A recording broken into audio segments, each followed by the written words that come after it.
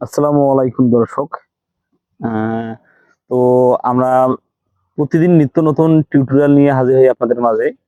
তো আপনারা আমাদের এই ভিডিওগুলো ধৈর্য সহকারে দেখবেন, কারণ আমাদের ভিডিওগুলা আপনাদেরকে জ্ঞান দান করবে আর আপনাদের বাণিজ্যিক ক্ষেত্রে বাগান করার জন্য অনেক সহযোগিতা করবে।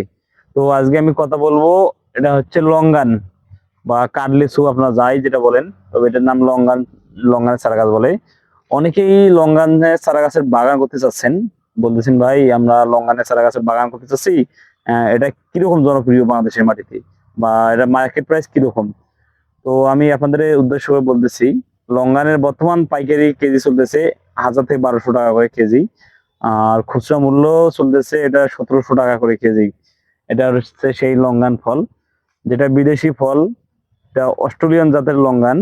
বা যারা এগুলো বাগান করতে চাচ্ছেন, এগুলো বিদেশি ফল যদি একবার আপনারা দাঁড়াইতে পারেন, তো আপনাদেরকে ঠেকানোর মতো আর কেউ থাকবে না। আর অবশ্যই এগুলা পরিচর্যার জন্য আহ জৈব সার বা কেঁচো সার, হাড়ে গুঁড়া নিমখোল, নিমকুচি, এই সারগুলো পাওয়া যায়।